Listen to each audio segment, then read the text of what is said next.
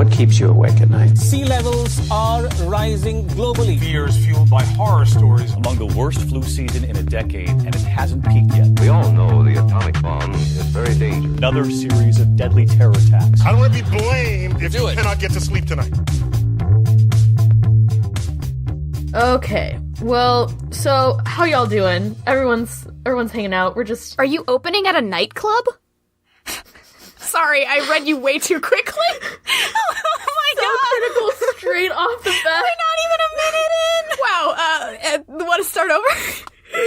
No, keep it. All right, keep going. Sorry. I like the energy. Hey. I'm just very tired. We're all tired.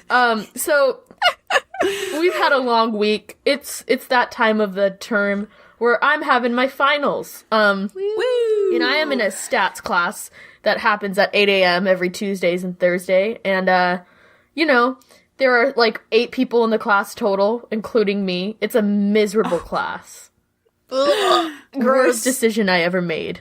But part of that is we have to do a stats project where we have to do this case study and like analyze the statistical trends, right? And like look at all this data. And so part of it was just a survey. And I decided to, send the survey out to my friends that are students because the data that we're collecting has to do with, students. And so I made the mistake of telling Olivia to take the survey. For the record, she also sent it to me, and I was a normal person. And so... Listen, in my defense, imagine you get sent a survey. What is your first thought? To do My it! thought is, I don't know who loves this, but I'm gonna ruin it. So she sends around... Here's my... How many responses did you send? 20? Okay, me alone, I submitted 15. Got it. Oh my god! But okay, hear me here. So on my side, I received the message immediately. I'm with Hassan, and we look at each other and lock eyes and know exactly what's about to go down. So God. Each of us submitted an easy 15, which, by the way, she wanted to say, like, she said, specifically she wanted 60 responses, so I don't understand why I'm being attacked for this, because I got her halfway there at the very least. But a couple of, like, choice favorites were, we put on these personas. So one of my faves was a 15-year-old that, like, needed to get checked out. And it said one of the questions was, how do you contact your professor? So I put other, because he's not really down for calls or emails. And by other, I mean stapling pigeons to door. Jesus Christ! Right. Which, if I may say, would be effective. So... Dude, we're gonna get PETA emailing us. Right. Fuck off. Fuck them. Yeah, fuck PETA, honestly. What are some of the other ones, Brianna? Did you have them written down? Because I look at the responses because I'm like, oh, I'm gonna see like who responded to everything, and well, also I did want to say I messaged her and said, when are you looking at the responses for these? And she went, oh, just like Sunday or whatever. And then there's a long pause, and I went, maybe you should look at the responses now. And she went, why? And I just said, read 853, because we don't have read receipts in the group chat. I wanted her to know that I read them. So, if you have some of the responses these penned are them. down. So one of the questions was, what reasons prompt you to message your instructor? To which the answer was, nudes. Same question, and the answer was to ask if pee is stored in the balls. Stop it! I need to know why there is blood in my underpants. To identify emergency exits. This one I really loved. That was the one where he was stapling pigeons to the door. Right. This one I really loved. Help me connect with my daughter. Because it was a 54-year-old man. And then the last one is, he knows he loves me and it scares him, but our love is timeless. Oh, that was Zach. Yeah, Giving of course. Full credit to Zach. So I had to individually go back and delete every response To which, my stats partner messaged me and said, "Did you survey a bunch of people and then immediately delete the responses?" Don't ask. And Please don't ask. I went, "Oh no, my friend submitted a bunch and I said you couldn't do that, so I just deleted her responses. She was just trying to help out, and I told her it would mess up the data." He didn't see the answers. In fairness, though, too, thank she God. said it would mess up the data, but I did different demographics. I did different ages and Fuck off, genders. Olivia. How do you... I have to write a statistical report. This is her final. Be Fucking stored in the pigeons vault. being stapled to doors, you bitch. Don't even I'm tell sorry, me you're but, trying to help. Am I just that type A that I saw that she needed a survey and I was like, yes, I will do this normally with my own boring life. You're just a person that was trying to be helpful. Olivia Everybody thought and their you were- brother. My favorite is you deleted Hassan's actual response, which was, "Why do you contact your professor?" And he went, "Because I miss him," which sounds like a joke, but it's not. I love him. I legitimately went, "Oh, funny. this one's sad." Hi, Hassan. So we had a good time, and then we got Jack and Zach to submit some.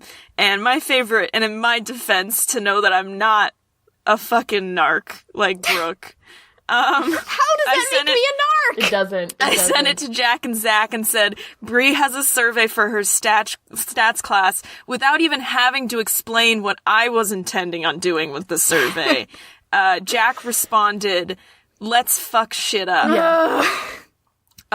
There's you, Jack. also 9 other responses from Zach that you haven't deleted yet. Fuck off. God, I have to go in there today. I told you that several days ago, No, and you I never did. I updated me on deleted if them you overnight. checked. I thought I did. Damn it. Your partner's gonna be so pissed. Yeah. He did respond to one of the questions in binary. Yeah. is all I I'll guess say. what? I looked it up to see if it meant anything and it didn't. He should have taken it a step further. No, he did. It did mean something. I looked it up in a binary translator. What did it mean? No, and Dad it are said the fighting revolution of the again. machines has begun. Oh my god, that's fucking hysterical. Oh man. Wow. By the way, I'm Bree. Oh, yeah, I'm Olivia. And I'm Brooke, and it freaks me out that we're out of order this time. Yes. Oh, yeah, that really stressed That me hurt out. my spine. We're That all was like introduced, exact reverse. and we're gonna dive into this so episode. today- Yes, it's our last episode on serial killers. It is. And then we're taking a break because we just need some time away from the kids, you know? It's To not that we reconnect. don't love you. It's just, you're just very exhausting to be around all the time, so... And we want to have our date nights on Saturday, and I feel like And if I listen to the Wiggles one more fucking time, I'm going to blow my brains For out. me, it's Blue's So, Clues. Let me go to a Chili's and drink some bottomless margaritas for a few hours, you know? Is that so Anyway. much to ask? no. Is this too real? I love the idea of a parent having this conversation with like a 5-year-old. It's not that we just need to 5-year-old get is like- away. The 5-year-old's like, "Can you read me a story?" And you're like, "Why do you... God, Can't you just fucking learn how to read?" The emotional energy it takes to read you every night, my God. You You expect just me to ask put on so an many act, read in a questions. funny voice. God damn This is it, Jim. emotional Grow labor. Up. Oh, we should not be parents. No. God forbid they find this. Yeah, they're gonna find this. And they're gonna be Probably. like, "Mom, do you love me?" And I'm like, "Wow, I didn't think I would have to answer this so No. soon. I was intending on bringing it up at your high school graduation, but no, Jimmy, I don't. I don't." You were an accident, sir. You should have waited You're longer. 25, if you wanted get out of the my answer home. that you wanted. Okay, so serial killers? Yes. Serial killers. Serial killers. It's Apparently, serial killers. Brooke is swinging in with some big dick energy. Yes. Some Czechoslovakian dick energy, Oh my if you God. will. And had the audacity to claim... I'm sorry. Yeah. Yeah, we can't just That's smooth like the over that largest big old penis rock on in the average. road there. That you just I have to pick up this here monkey wrench.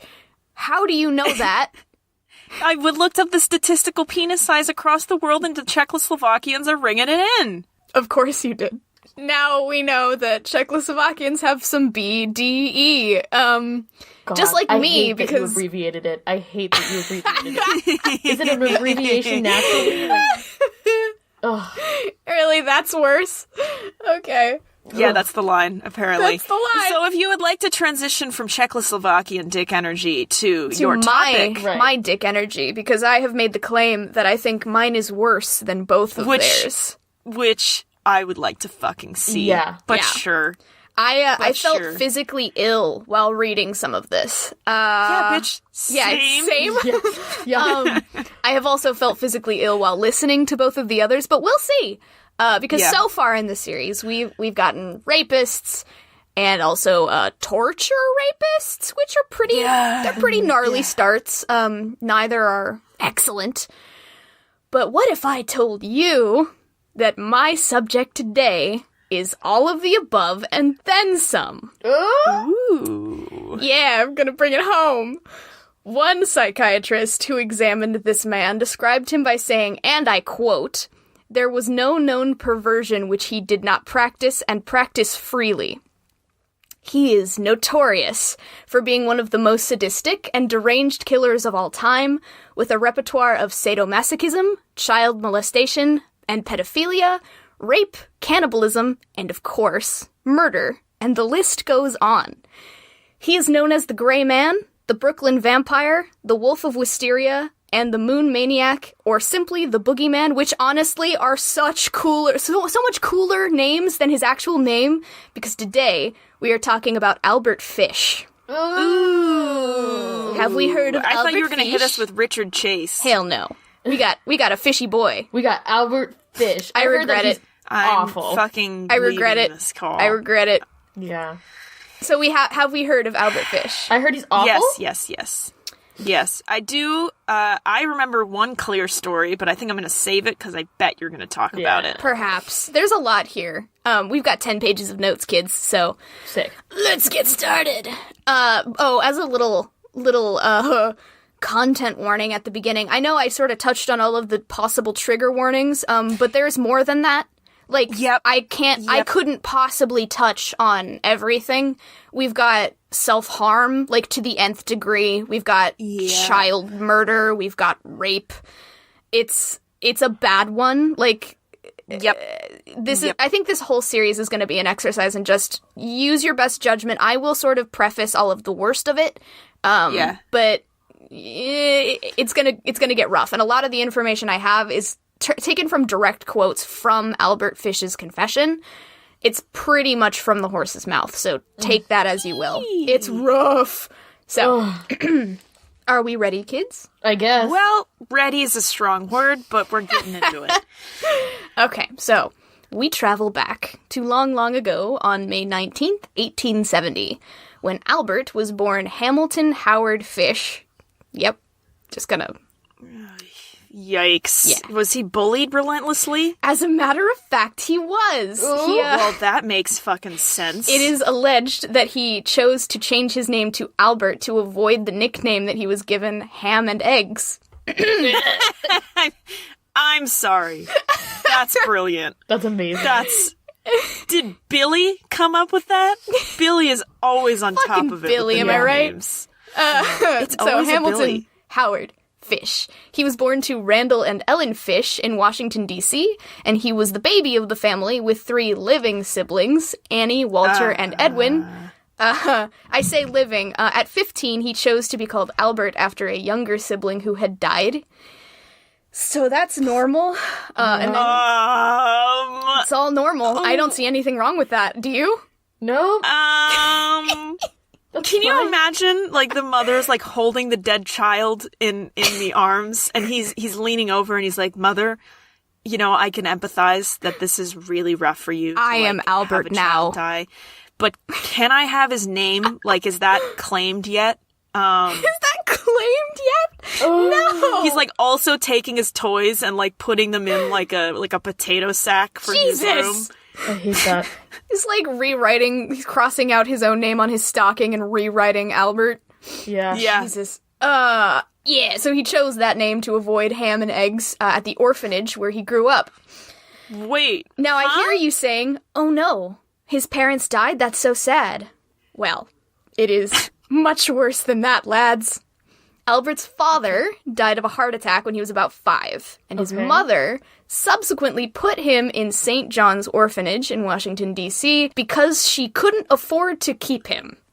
Ew. Yeah, that was pretty typical at that time, though. TBH. It's rough. Yeah. Yeah. She didn't have a job, and so she couldn't take care of her kids, so Right, orphanage right. it was. And there, he was exposed to routine beatings that essentially amounted to sadistic torture. That was all it was. Researchers now refer to it as a severe form of shame punishing. The punishment reportedly looked like teachers violently stripping the clothes off of students, beating them, whipping them, and then forcing other students to watch. Question, Yes. and this is important, this isn't me being a dickhead. Was this a Catholic orphanage? I believe so, yes. St. John. Yes, there was an incredible article done by BuzzFeed on Catholic orphanages, And which I fully recommend reading. And I have a lot of, trouble saying an excellent article by BuzzFeed, I know what you're talking about. It's but it's literally if I were to copy paste onto a Word document, it's probably 25 pages. Oh yeah, no, I've seen that one. It was rough. Yeah, so I can attest if this was the so said, Catholic orphanages of the time. Yeah. It was very bad. So, cannot understate the abuse that must have occurred there. It was crazy. So. And this was the place where Albert's sexual dysfunction began to develop. He admitted to becoming sexually aroused during both his own beatings and other students. He's also quoted with saying, "I was there till I was nearly 9, and that's where I got started wrong. We were unmercifully whipped. I saw boys doing many things they should not have done." Don't like that. Not great. It also fan of has that. such a casual, cadence to it that I just hate.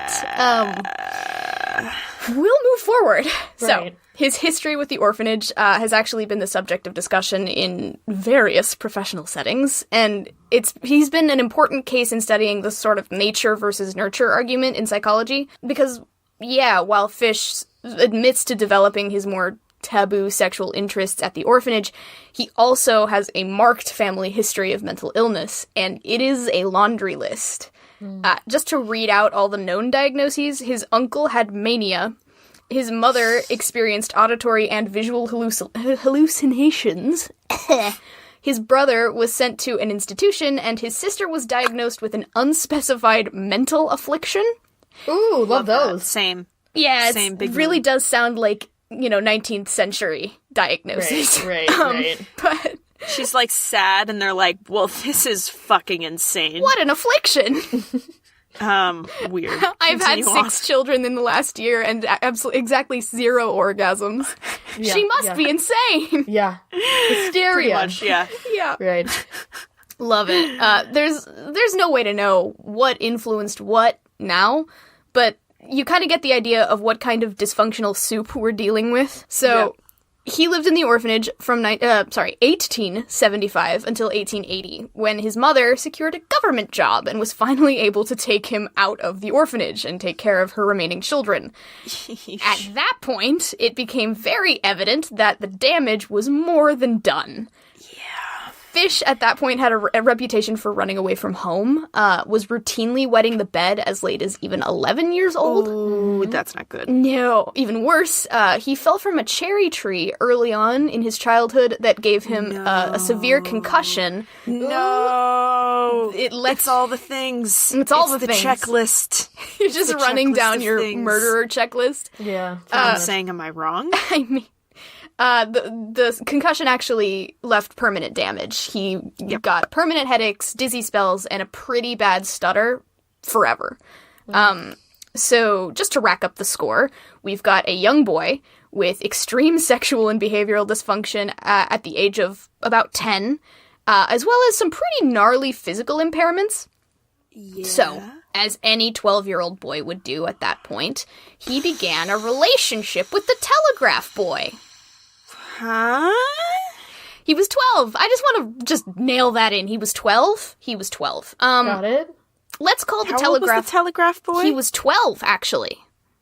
Oh. I know. Okay, It's well, pretty young, right? Sorry. Is that child labor? Least of our concern here? What? Sorry, I just love that that's where you went. What? It caught me so off guard. What? What do you mean? Moving on. Okay. We're gonna call the telegraph boy Henry. Okay, Henry. Henry was into, all the stuff that kids are into. Urolagnia, coprophagia. Oh, can anybody tell me what either of those mean? No. I'm into a lot of crazy things, God but I'm damn going to it. say no. Olivia's No, not okay, like well. the other girls. She's not like the other girls. Well, that's too bad. I'm wearing Converse right now. God damn it, Olivia! Those are so 5 years ago. Yes. Aw, the arch support was always awful. I ruined my heels forever. Yeah. It's honestly true. For everybody at home who's already cringing, congrats. You get the gold star of sadness. For everyone else, urolagnia is the practice of drinking urine, and coprophagia is the practice Drinking of... blood. What? Drinking blood? No, that's eating shit. Oh. Okay. Okay. Yeah, it's poop eating. It is poop eating. How do you find out you like that? Well, You just for do it. for Albert, it is someone else. Brianna. What did you Brianna. say? You just... She said just do it. Like, there's no other way, right? It has to be kind of like... hate well, you. This is the worst thing I've ever... Okay. yes. So, for Albert, it was Henry showing him to do it. That was Right. what Enough. it was. Right. Okay. So he ate poop. Also, if you were wondering where old Al was sneaking off to on the weekend, he was known to go to public baths, where he would get off to watching other boys undress. Nice. Ooh. It is also important to know that at this point he had a thing for looking up women's addresses in matrimonial or advertising agencies and writing them obscene letters. Yeah. Is this modern day, or I guess old-timey fuckboys? It's so much worse than that, Olivia, but sure. Yeah. We can say that Christ. he's a fuckboy. He's 11? 12. He's 12 years old. Yeah, he was 12, and Jesus. this was going on from, 12 to 17, just kid stuff, right? Oh, I hate that. Boys will be boys. Am I right, ladies? Boys will be boys and eat shit and stuff. Yeah. So we're gonna go ahead and fast forward to 1890. I believe this is when he turned 20. He moved to New York and became a prostitute. Okay. Perfect. Which, living the dream, am I right, ladies? Right. He used his job to start molesting young boys. No. Yes. Albert. Albert, come on. I was gonna say we were rooting for you, but that's No, not we true We're at never all. rooting for you. You were never doing that. At that point, Can I be honest with you? Sure. That's also what I was going to say. Yeah. Same person. Yep. Man. At that point, he had already racked up quite the criminal record. He had charges of grand larceny, petty theft, the aforementioned writing of obscene letters. Interestingly, he was only convicted on the one count of grand larceny, which to everyone who doesn't know, that's the theft of personal property, but grand larceny is like when you do it a lot. Got it. And then that landed him in Sing Sing Penitentiary for a hot minute. And at this point, I have to admit that I got Springtime for Hitler stuck in my head. Yes. And Same. that was sort of the end of my research for that day. Gotta And then- sing. I'm so proud of you. Yeah, pretty much, yeah. And then he had also been in and out of institutions for years, where doctors had described him as, quote, psychopathic and, quote, abnormal. Right. Apparently. Say the least. Well, I think they saw him eating Standard the operating- shit, and they went, I wouldn't say neurotypical. That's weird. Yeah. Kind of I odd. wouldn't say neurotypical.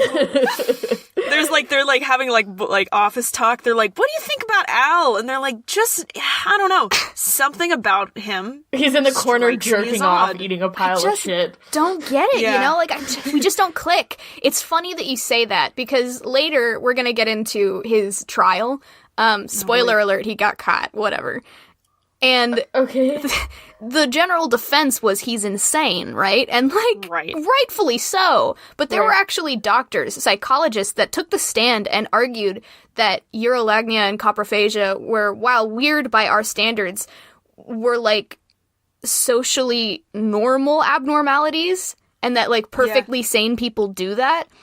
Which, to me, is just a hot, spicy take. Well, because I know, and they've talked about this in a couple of, like, murder shows that I listen to, at least Small Town Murder I know. Yeah. Like, legally, when people argue insanity, it is only arguing, like, any mental illness or animality aside, are you capable of understanding what you did? Right. So that's why things get super duper tricky during those trials, because I'm gonna go on a limb and say that this man is not neurotypical. Right. But does that mean legally that he has no understanding of what he's doing?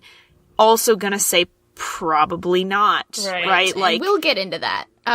Yes, that is sort of the difficulty with this guy. yes. But at the time, when he was in and out of institutions, apparently a standard operating procedure for that was a hearty handshake and farewell. Because no one seemed terribly concerned about it. They were like, yeah, this is weird, and then let him go. So, this is when his brutalization of young boys started. It began with luring them away from their homes, and then torturing them with various devices, his favorite being a paddle embedded with sharp nails. Oh, God. He tended to target those of lower social status. They specify African Americans, generally disadvantaged males, those who he gauged wouldn't be missed or believed. Why is that a thing that happens? Every single time. Every time we've talked about serial killers, it's been that. Mm-hmm. It's just... And why does it work? Because it does. I have no good society. answer for you. I hate us. Right. Yeah, we are the worst. Yep. So that went on for about 8 years. And then in 1898, his mother arranged for him to marry one Anna Mary Hoffman, who was 9 years younger than he was. Oh, so that's okay. That's good. Oh, So different time? Different? Sure, it's still weird. So Still how not old my was he? favorite thing He on was this 28, planet. she was 20. Oh, okay. I mean, That's not...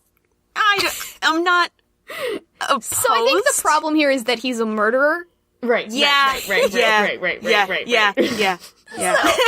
Sickeningly, they had 6 children together before she eventually left him for a handyman who had boarded with them for a while. Ooh. Which, honestly, thank God. Yeah. Thank you, John Yeah. Strobe, for potentially saving this poor woman's Why life. is that a Right. porn name? John Strobe? Oh, I might be hell butchering that, by the way. It's Straube, so you can yell at me on Straub. Twitter. Is it Straub? Yeah, I think so. It Straub sounds is worse. German. Ooh, yeah, John Straub is Maybe we keep it with Strobe. I don't even know. John Strobe. Yeah, very that. Very I'm that. so sorry. He's a Continue DJ on. in his spare time. He has a mixtape. He has a SoundCloud. If you could check him out. Check him out, yeah. Jesus. After he got married, he got a job as a house painter, and that was his main source of income for the year of 1898. He allegedly never sexually abused his own children, and this is something that was repeated quite a few times in the stuff that I was reading. I disagree. I just respectfully, all the experts I read on, disagree, because he did have them participate in his sadomasochistic games, one of which involved them paddling him with the nail paddle until blood ran down his legs. Yep, nope. This is by his own admission. Yeah, that's abuse. That's abuse. I think that maybe qualifies as sexual abuse. Yeah, exactly. I'm gonna say it is. Yeah. So I think the thing here is that he never molested them, but like, oh, cool, they definitely weren't scarred for life. Right. If my father asked me to spank his ass, Stop, please. I don't want to think about this. Brianna. I don't want to think about see this. your father. yeah, I would be highly disturbed by that. Sure. It's It would be a abuse? memorable Thanksgiving, to be sure. Fuck off, Olivia. So, kids. Great.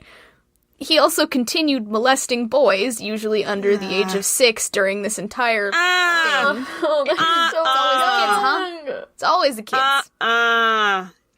There's a record of him telling a particularly disturbing anecdote about going to a waxworks medical museum, where he became infatuated by a wax model of a bisected penis. Oh. It is at this point that he became demoted from your garden variety molestation to an obsession with sexual mutilation. Why did you write it that way? I don't know. I regret it a little bit, but I do like that I got the opportunity to use garden variety. Cope. I'm trying to handle it. Sorry everybody. I have the worst mind. So, now we are going into one of the bads. And this is one of the really bad bads. We've got Oh boy. Gore, violence. I don't know. Gore is like visual violence. Sexual mutilation for sure. If this is too much, I would skip like a minute to 2 minutes, maybe 3 minutes. I'll put the timestamps. Yeah. Yeah. In 1910, Albert Fish met a man named Thomas Kedden, who was 19 years old at the time. Just a reminder of his age at this point. Albert was 40. He was 40. So, Thomas Kedden was 19. From Fish's own testimony, it was implied that Thomas was mentally impaired. It's never specified how, he just sort of alluded to it. So for 10 days, they engaged in what he called a, quote, sadomasochistic relationship, but I'm going to go out on a limb and say that Kedden was coerced. After 10 days, Fish brought Kedden to an old abandoned farmhouse where he began a marathon torture session that allegedly lasted 2 weeks. Oh, no. At the end of it, Fish lived out his sexual mutilation fantasy by tying Kedden up and cutting off half of his penis. Oh. He says in his confession, and I'm reading this quote directly, "I shall never forget his scream or the look he gave me," and admitted that he was initially intending to kill Kedden, chop up his body, and take him home, but was worried that the smell in the summer heat would draw too much attention. So instead, Fish doused the wounded dick in peroxide, which, okay, I have it written here. Cauterizes it. Yeah. I mean, it doesn't, is the thing. Like, peroxide won't cauterize a wound like that. No, like, I mean, it's gonna be a gnarly chemical burn. Yeah. I have written here about the peroxide thing, by the way, fucking ow, but, like, did I forget that he had his dick chopped off? So when you say peroxide, it's hydrogen peroxide or peroxide? It didn't specify. Yeah, because if it's peroxide is what you mix with hair bleach. Yeah. So Hopefully. that's not hopefully pleasant. Hopefully it cauterized it, because otherwise this guy was going to bleed out. But he he doused it in peroxide and then wrapped it in a Vaseline-covered handkerchief. He left a $10 bill with him, kissed him on the cheek, and to quote him directly, "Took the first train I could to get back home. Never heard what became of him or tried to find out." So $10 whole, huh? I mean, I don't know how much that was in 1910. No, not worth severed penis. You know, Not yeah, worth a I severed penis. feel like he did not get the money's worth. No. So that's one of the bads. Oh, okay. One of the bads. One of the bads. So, Got it. Here in the timeline is actually, I'm just gonna, any thoughts on that? not into it. Nope. Yeah, not for it. The master commentary is not into it. Straight up having a bad time. Yeah, straight up. Yeah, having bro, a bad I am time. straight up having a bad time. Great. So it's here in the timeline that his wife leaves him for the hunky handyman. Okay. That didn't have awesome effects on Albert's already slightly less than perfect psyche. Right. And he started getting some pretty mean auditory hallucinations. Ooh-wee. It's fun, right? Some of them were heavily linked to religion. He claimed during his confession that he had been doing God's work in raping and killing children. He also apparently once rolled himself in a carpet and said that he was just following the instructions of John the Apostle, which, I mean, Saturday night, am I right, ladies? Okay. That is the craziest shit I've heard so far, but I love that one. The carpet thing's the craziest. I just talked about him chopping off a guy's dick in the carpet I don't thing. know. It's just, that's like very serial killery. You know what I mean? Can you imagine? You're like the officer that's recording that, and he's like, and then later that night, I decided to, you know, curl up with a good book, roll myself up in a carpet, as John the Apostle told me to do. And he's like, Right. This isn't persecutable, but it's definitely weird. It's a crime for sure. Yeah. Oh god, yeah, it's a weird one. Which again, this is we can talk about it later, but the auditory hallucinations, does that mean he's insane? Big shrug.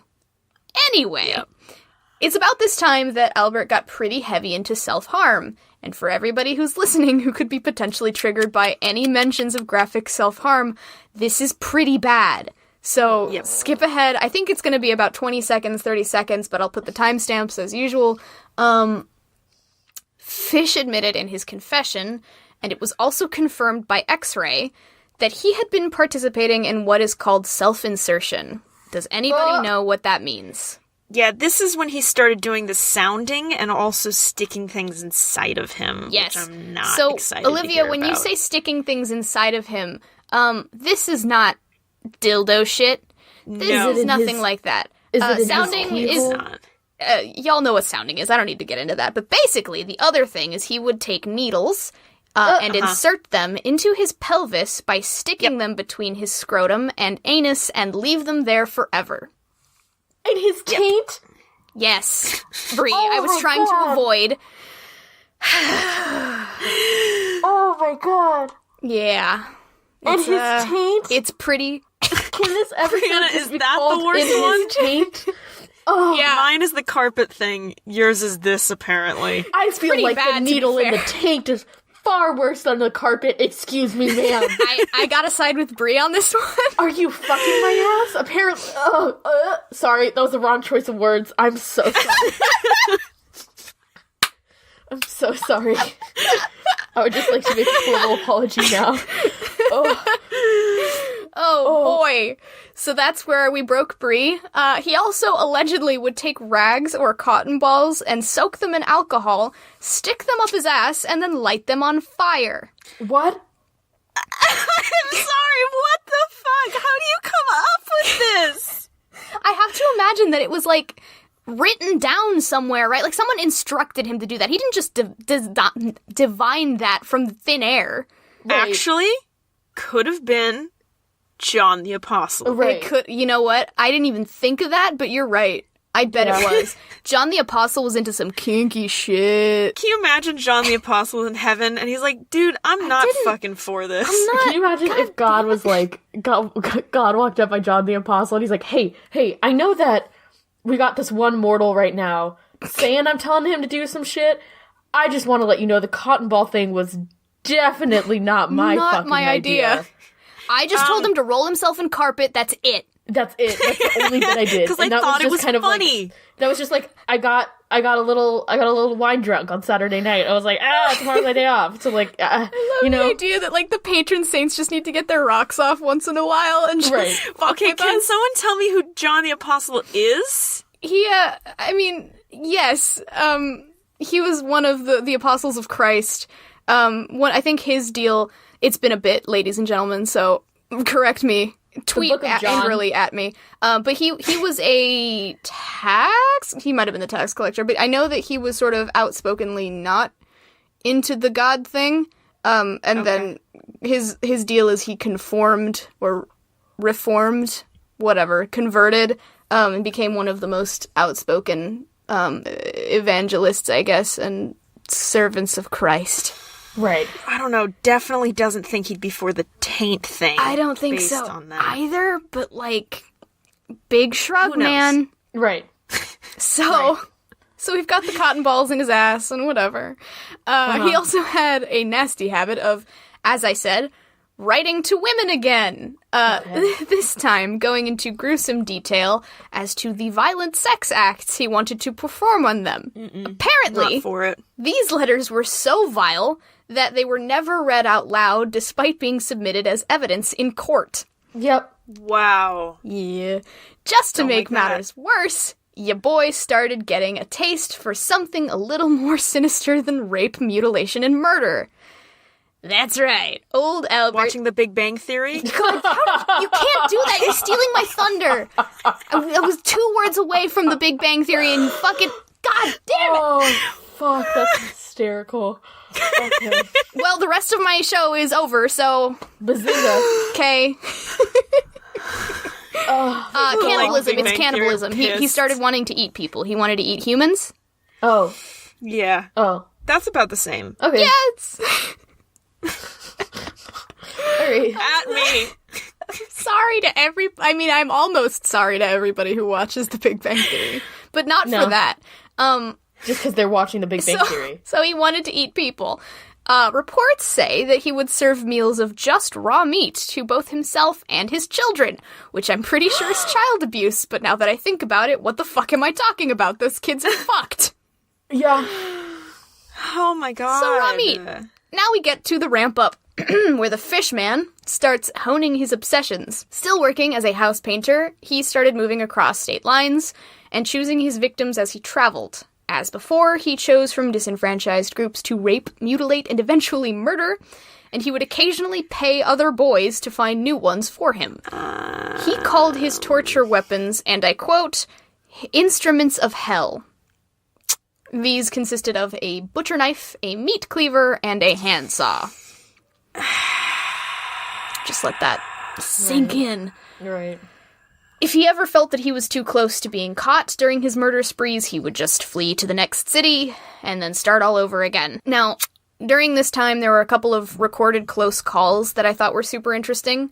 One was in 1924 when he found a young girl, Beatrice Keel, who was 8 years old, playing on a farm. No. Yeah. I did say close calls, so... Okay. Alright, so he offered her money to help him pick rhubarb, and I guess nobody taught her about poop-eating stranger danger, so she was totally down. Thank goodness her mother saw all this happening and chased Fish away. He later tried to come back and sleep in their barn and then got chased away again, but, nothing happened. He just got chased away. He's a weird one. This is the Midwest? Yeah, he moved. He was on the East Coast for a while, and then he just started, moving around. Can I pay you to pick some rhubarb with me? Yeah. It's just... Yeah. Sure, okay, fine. I mean, she lived on a farm. I don't know. I don't know, it's just... Keep going. It's a strange one. So he also tried to test his instruments of hell on a kid that he had been routinely molesting named Cyril Quinn. So this isn't a full he got away thing. He'd been screwing around for a while. But he invited Cyril and his friend to his apartment to, quote, eat sandwiches, which is the worst euphemism I've ever heard. Instead, surprise, surprise, he took the boys into his bedroom and had them wrestle on his bed. So this is, weird and predatory and gross, but it saved these children's lives, because the jostling of the bed dislodged the meat cleaver, the handsaw, and the butcher knife from their place under the mattress. When the boys saw them, they freaked the fuck out and ran out of the apartment. Thank fucking Christ. Good. Yeah. What a weird thing to have happen. Right. That's the weird thing to have happen? I mean- I'm gonna go out on a limb and say a lot of this is kind of a weird thing to It's have all happen. bizarre. I will agree with you, but it just, the amount of happenstance that saved their lives is just crazy to me. Right. So this brings me to the big one. This is the case that everyone associates with Albert Fish. It's the one. On May 25th, 1928, an 18-year-old man named Edward Budd took out a classified ad in the paper requesting a job to help his family make ends meet. The ad read, "Young man, 18, wishes position in the country. Edward Budd, 406 West 15th Street." Albert Fish read the ad in the Sunday edition of the New York World and immediately responded using a pseudonym, Mr. Frank Howard. He met with Bud's family and talked about a potential business arrangement that didn't exist, pretending to be a farmer from Long Island. He claimed he'd be willing to pay an able-bodied young man a whole $15 a week to work on his farm, and initially planned to tie Edward up, mutilate him, and leave him to bleed to death. Unfortunately, Mr. Budd didn't know that, and the job seemed to be a dream come true. He agreed immediately to meet Fish the following week with a friend, and the three of them would go to Fish's farm. Interestingly, Fish didn't show up on the day that they agreed to, and instead sent a telegram apologizing for the delay and setting up a new date to meet the boys. He arrived on June 4th, as promised, with gifts in hand for all of the Budd children, and shared lunch with the whole family. It was during that meeting that he met 10-year-old Grace Budd, and all of his plans flew out the window. He immediately changed targets, forgot all about Edward, and made up a story about how he needed to leave to go to his niece's birthday party. Somehow, and this beats the hell out of me, he managed to convince these virtual strangers, Grace's parents, to let him take her to this definitely real birthday party. They dressed Grace in her Sunday best, and the two left the Budd family, who would never see their daughter again. As far as anyone else was concerned, Grace Budd vanished off the face of the planet. The kind Mr. Frank Howard disappeared without a trace, and when the Budd family gave his name to law enforcement, it turned up nothing. Why? Oh, right, because he didn't exist. For 6 years, authorities tried to piece together this impossible case with no evidence, and for 6 years they came up completely empty. The police even arrested Superintendent Charles Edward Pope, who had been accused as a suspect by his own estranged wife. Which is great. Yeah. He spent 108 days in jail for a crime he didn't commit, and thankfully was found not guilty. But the police were also no closer to finding Albert Fish or the missing child, and they never would have found him. 100%. Based on the lack of evidence, I am convinced that they never would have caught him. And that he would have just continued doing this for the rest of the United States forever.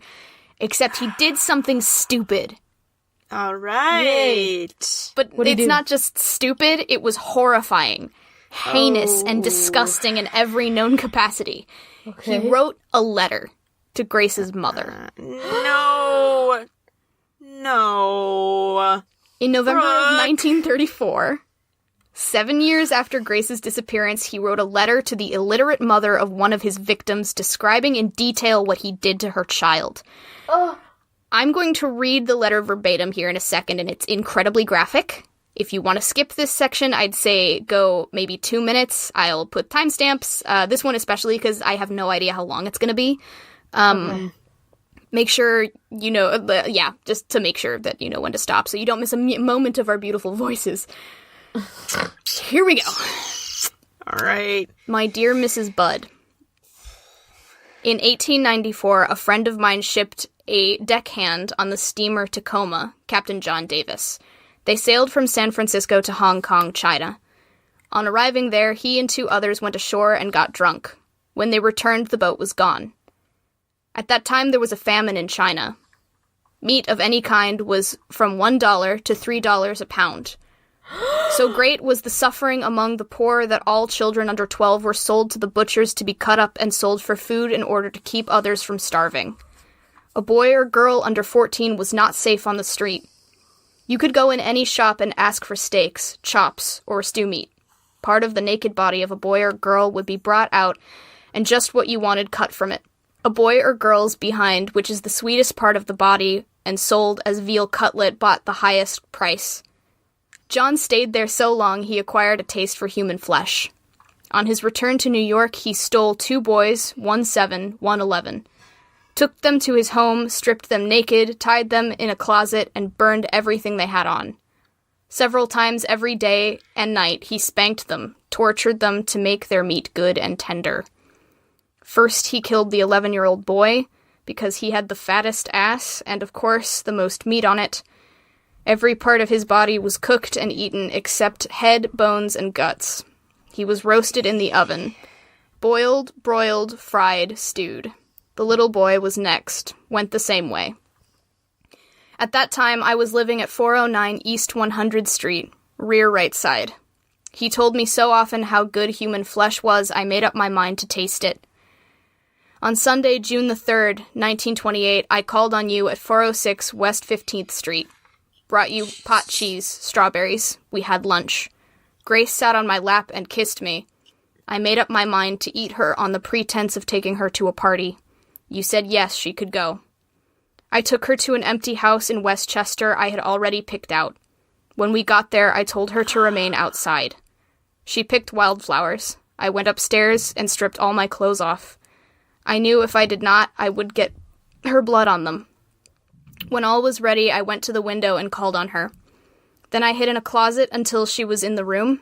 When she saw me all naked, she began to cry and tried to run downstairs. I grabbed her, and she said she would tell her mama. First, I stripped her naked. How she did kick, bite, and scratch. I choked her to death and then cut her into small pieces so I could take my meat to my rooms, cook, and eat it. How sweet and tender her little ass was roasted in the oven. It took me 9 days to eat her entire body. I did not fuck her, though. I could have if I wished. She died a virgin. And that is the end of the letter. Oh my god. There's a point where it's like you don't even know how to react to that. It's just silence. It's easily the most disgusting thing I have ever read in my life. Right, absolutely. Yeah. So, to recap, he murdered and ate this child, which there's no way to prove, but there's also there's no evidence otherwise. Oh. Right. There was no reason for him to lie, so it's pretty much accepted that it happened. And then he decided 7 years later to detail the entire experience, pen it to paper, and then send it to her mother. So, Yep. Anybody want to take a minute to vomit? Right. Yike. Right. This is going to be so important to put the timestamps, because I don't want anybody to have to be subjected to that. Right. Yeah. So after Grace's mother found someone to read the letter to her, she immediately took it to the police, who analyzed it. They couldn't confirm anything about the Hong Kong famine or Captain Davis, but they absolutely could confirm the meaning of the letters NYPCBA on the envelope of the letter, which stood for... I'm sorry, it was on the paper, which stood for New York Private Chauffeurs Benevolent Association. Now, the chronology from here is fucking insane, so I'm gonna read it verbatim. This is how they caught him. Okay. A janitor at the company told the police that he had taken some of the stationery home, but left it at his rooming house at 200 East 52nd Street when he moved out.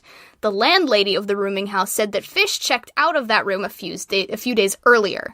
She said that Fish's son sent him money, and he asked her to hold his check for him. William F. King, who was the chief investigator for the case, he waited outside the room until Fish returned. Fish agreed to go to headquarters for questioning, but he was, brandishing a razor blade. King disarmed Fish, took him to the police headquarters, and from there, Fish made no attempt to deny the murder of Grace Budd, saying that he meant to go to the house to kill Edward Budd, Grace's brother. Fish said that it, quote, never entered his head to rape the girl, but later said to his attorney that, while kneeling on Grace's chest and strangling her, he did have 2 involuntary ejaculations. This information was used at trial to make the claim of kidnapping, that the kidnapping was sexually motivated and avoided any mention of cannibalism at all. Which is sort of a weird choice, but it's just fucking crazy how they found him. I think maybe they avoided the cannibalism because it would have enabled them to make the argument that he wasn't sane. Yeah, I guess. So they just left all of the evidence out to make sure they couldn't argue that. Yeah, Right. There was also no evidence that he did it, so... Right. It's all very... Anyway. Murky. He was arrested. After he was arrested, the police were able to confirm his involvement in the murder of Grace Budd after he showed them exactly where he'd buried the rest of her. They also confirmed his murders of Frances McDonnell, 19 years old, and Billy Gaffney, 12, whose murder was so gruesome that I will not repeat what he had to say about it. Got it. Which, considering everything else I've said, Right. Yeah. it was bad. Though these were the only murders that they could confirm with evidence, he once bragged that he, quote, had children in every state, and that his murder count exceeded the hundreds. Interestingly, his trial included a plea of insanity, as I mentioned before, and a very, very strong case that defended him as such. He had multiple psychologists confirming his insanity who referred to his sadism, masochism, flagellation, exhibitionism, voyeurism, picarism, which is the practice of penetrating the skin of other people, cannibalism, coprophagia, and urophilia, the fun ones from earlier, pedophilia, and infibulation, which, huge body horror alert, is the fun practice of surgically removing female genitalia and then suturing the vulva shut. We don't need to react to that. He was apparently described as a, quote, psychiatric phenomenon, as someone with his vast array of sexual and behavioral dysfunctions had literally never been seen before, period. And I'm so tired. Right. Yeah, it's a bad one. I'm exhausted. I have to apologize. Like, it's just... You know that point when you're researching and you realize that you're in too deep? Yep. Yeah. This was that one for me. Yeah. Anyway, so there were a few psychiatrists who argued that Fish was sane, but weird. And the jury ultimately concluded that he was absolutely verifiably insane. Despite that, they all unanimously agreed that Fish needed to die. Yep. Okay. And on January 16th, 1936, Hamilton Howard Albert Fish was executed by electric chair. Woo! They say that he helped the prison guards at Sing Sing position the electrodes on his body, and that his last words were, "I don't even know why I'm here." Are you fucking kidding me? But that was not his final act on the world. As is, I believe, traditional in execution cases like this, Fish had prepared a final statement before he died. Apparently he wrote it just hours before his death, and he had given it to his lawyer, James Dempsey. And I will leave you with this quote from the lawyer that he made to the press when asked to release Fish's final statement. "I will never show it to anyone. It was the most filthy string of obscenities that I have ever read." Oh my god. And that's the end. Oh. Okay. So how are you all feeling? Awful. I'm so tired. Yeah. Was I right? I'm so tired. Yeah. Yeah. I'm tired. Yeah. Yeah. When I started researching this, I got through the beginning. I read a couple of different articles about him, and a lot of them leave a lot out, which I understand. Putting it all together in one thing is exhausting. But then I got to, like, the actual descriptions of murder, and I like, it's a physical reaction. Like, you just, like, want to retch. It's... Yeah. Yeah. It's so bad. Yeah. Yeah. This It was a lot. Thank you for listening and getting through this episode, if you did. Yeah, I honestly, I might record, like a disclaimer at the beginning, because I didn't realize how much of a toll this would take. Yeah, it's a lot. It's a lot. Yeah, it's... So do we want to go over our individual things that keep us up at night about the series? Yeah, I think I can speak to that. The thing that kept me up at night about the series as a whole, I feel like was supposed to be... People have so much fun with true crime. Right. And I can't imagine doing this all the time. Right. Like, we have a bad enough time as it is researching our topics, and like, there is obviously catharsis in talking about it. But I think, I don't know, just, it was so gruesome and so demoralizing as far as, like, the nobody cared about the victims element. I can't imagine running a true crime podcast. Like, kudos, guys, because this is a lot. Right. Yeah, my thing, the worst thing, I think, was seeing how consistent the lack of regard for the victims were, so long as they were disenfranchised and marginalized groups. Right. It was in every single one. And It was the entire reason why these people got away with multiple murders. The second they strayed from that, they got caught. Right. It's just... horrific. That's the one for me. Yeah.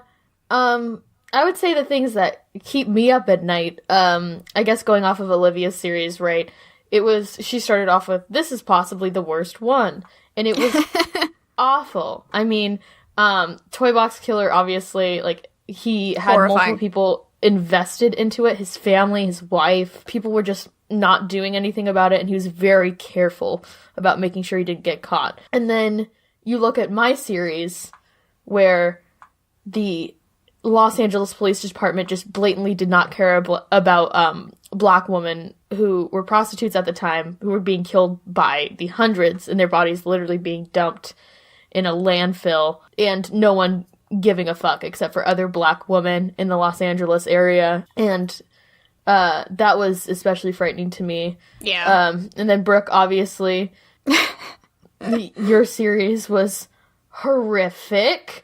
By just the amount of times that he could get away with these just horrendous, fucking awful acts. And I think that, like, it all goes to show with, like, a nice little bow on top of horror and sadness, is that, you know, you gotta recognize the signs, and if you see something, say something or fucking do something. Because guess what? It's better to be safe than sorry, especially when it has to do with people's fucking lives, and to value human beings and try to work towards, like, I don't know, saving people's lives instead of just going, not a big deal, let's wait. You know, like, it's just the ignorance, I guess, is what keeps me up at night, which is what you were saying, obviously, but, like, the horrendous crimes and acts are awful and disgusting and just horrific to listen to, but the thing that really makes me horrified is just the response to those acts, and how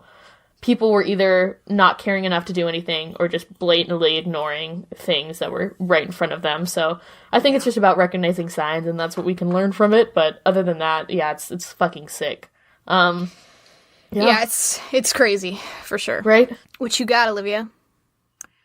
Well, so my theory, aside from this fucked up thing, is that my upstairs neighbors have hooked up several garbage disposals inside of their walls, and are running them all at the same time. Cool. So that's something that exists in this part of my episode, and I'm so sorry. But I'll talk about my feelings. So Breeze really fucked me up, just like this impact of how little people care about other human beings. Yeah. Like, I think that's why it fucked me up so much, because it was just a complete disregard and dehumanizing a vulnerable population of people. Right. There wasn't, like, this morbid gratuity that I think me and Brooke had, just because we had some, like, actual source material of things that they were saying, so I have no fucking idea if Breeze, like, had that, because it didn't seem like he said anything. Yeah. Which is fucked, but, like, either way, all of our killers had a high volume of victims, which is very unfortunate. And so I didn't read a ton of what was on that tape that he played for his victims, but it was pretty on par with that letter that Brooke read. I imagined. And I went back and forth on reading the letter so many times, because, like, is it gratuitous? Do we need to hear it? And I think that reading the letter to myself was the moment when I realized that, this guy needed to die. Yeah. And, like, if there had been any argument otherwise, reading the letter was sort of the final nail. It was just... Even now, I sort of wonder if I should have left it out, but... Yeah, no, it's the same with me. I only left the blips, but there was some stuff that was just so disturbed that I just don't want on the podcast. Right. Just disgusting. So that was not fun. But I think there's all, like, little things that made me sad about each of them. The biggest one for me, for the Toy Box Killer, was that FBI page of all of their jewelry that it was awful. That just really gives magnitude of how many victims. It's just, I don't know, just your entire life being represented by a keychain. Crazy. is crazy. So this was a bummer of a series. If y'all are wondering why we were able to handle a lot of it with a pretty large sense of humor, it's because this was a lighter series, which is so fucked up. Right. Yeah. Just I think because part of the charm of the show is that we try to keep our wits about us, but sometimes you Right. just gotta say, what the fuck is happening? yeah, the last part of this episode got really dark. Sorry. So yeah, it was a rough series, but it was a good series. I really enjoyed doing it. You know, it was very fun.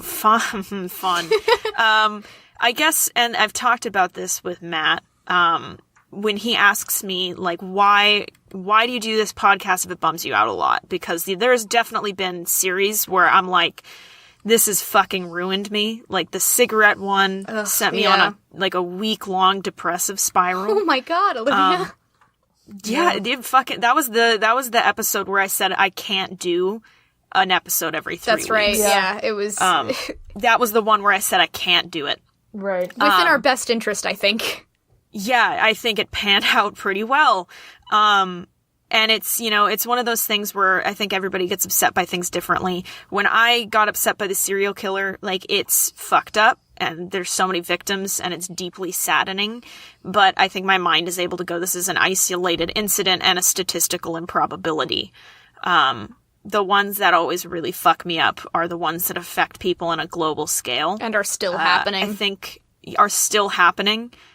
Caused by human indifference. I think Breeze fucked me up the worst for that reason in particular. Right. Just because yours and mine are the likelihood of these people existing is so small. Yes, yes. Breeze was completely enabled by 2 communities of people. Right. That really upsets me. So on that note and that transition, I think it will be good to have a month off because Yeah, really close that off with a bang, huh? yeah, because we love doing this. Like, that's why we want to take this month off. We need, like, a little bit of a break. I love putting all the work into my episodes that I do. I, like, heart and soul goes into my heavy hitters. Yeah. But it's very important for us to take some time back from that. It's a vacation. Because we need it sometimes. I don't think we mentioned it on the mini-sode, but perhaps a light note to close on is the second patient with HIV was successfully cured. Yes. I think this last yeah. We tweeted about it. It's such a good thing. Right. Yeah. Right. You know, so good things are out there, bad things are out there. I want to impart that upon our listeners as we take our month off. There's a lot of sads and there's a lot of bads, but I think at some point you have to look at the good things that are happening, and there are good people, and it makes my heart warm. Yes. And, you know, at the end of the day, that's kind of what I want to leave on, especially with this fucking episode. Watch some Courtney So- videos. You know? Yeah. Do that. Bob Ross. Yes. Fuck it up. Bob Ross. Go back Bob and watch Ross old is episodes my of man. Steve Irwin's show on the Animal Planet. Oh my god, bitch, I was just watching Steve Irwin last night, no lie. He's amazing. He's oh the my love of my god. life. Yeah. Yeah, he is. Alright, well. What is it? I think it's the Holy Trinity is Bob Ross, Mr. Rogers and Mr. Rogers and Steve Irwin. Mr. Rogers just like, is bisexual. yeah, I know, and it. What a it's good also- thing. Well, and So good. I don't know if you guys have seen the documentary on HBO. It's called Won't You Be My Neighbor? And it literally made me bawl. I wanted to see it in the theater, and I just never got the chance. It's so worth a watch. It's so good. It makes you happy. It's a documentary that makes you, like, feel good. So, here's a proposition. Maybe once every, I don't know, month or so, we watch a movie that makes us feel nice. That would be nice. So we're not going to come back on our first movie review with the Michael Jackson documentary? Oh, God, Olivia. Oh my god. I watched it already, just in my spare time. Not great. Let me tell you that. I It's just bad. feel like we need a win. Feel like we need a win. Yeah. Okay. Not to leave you with some fucking documentary materials, like, as if we're like, on our break, if you want to continue to be sad, please check out the Michael Jackson documentary, the R. Kelly series. If you're feeling it, the documentary An Open Secret, which is so fucked up. That sounds bad. What is that the about? O.J. Simpson 7-hour documentary. Woo! The one you've seen 4 times? Yeah. Yeah. Yeah, all right, roast me. All right. We love you all so much. Yes. We're gonna miss you. And it's gonna be a good month, I think. And we'll still be on social media. We'll be on Twitter and Instagram more. I say Instagram more as if we're doing it at all right now. We will be on Instagram. We will be on Instagram, I promise. Not everybody applause at once. We don't. Come on. But yeah, we'll be around, and you can always tweet at us, and we will always respond because we adore you. And for all one of you who are our patron, we'll be suspending that next week on the nose. I'm trying to think if there's any other business that we need to take care of before we close up shop here for a while. We love you. We do so much, and we hope you enjoyed this and don't feel too bad. Use this break as an opportunity to force all of your friends to listen to this podcast and leave us a like and review on iTunes. That's our we mission. greatly appreciate it. It greatly helps us out. It is our mission to you. I think that's the only thing is that this show is entirely advertised via word of mouth. Like, we are on social media, but we don't buy ads. We don't spend money on that stuff anymore. So if you like our show, the only way that you can like get our name out there is to tell your friends. Tell your friends that you like us. We love it. I know I always rope my friends into watching or rather listening to podcasts, so Yeah, force them on like an hour-long drive. Say you have to like go pick up something from JCPenney and then just drive to San Francisco for a few hours. They can't leave the car if you're going at least 65. Right. yeah, it's listen to our podcast or die. So, you know. That's the brand that we're going for. So. Wow, this is Anyway. fucked up. All right, well. Deuces. Right. I love you. Goodbye. See ya.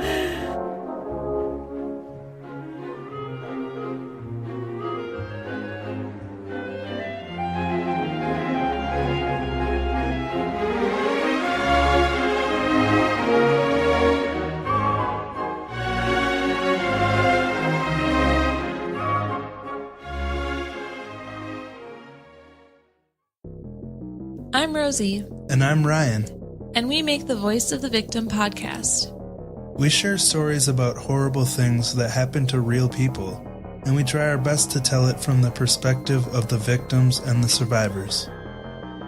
We also try to spread awareness of abuse that could be taking place around any of us, and talk about ways we can stay alert to help prevent it. We want to be encouraging to survivors and help other empathetic people to appreciate the value of awareness. Find Voice of the Victim podcast anywhere you listen to podcasts. And remember, if you see something, say something.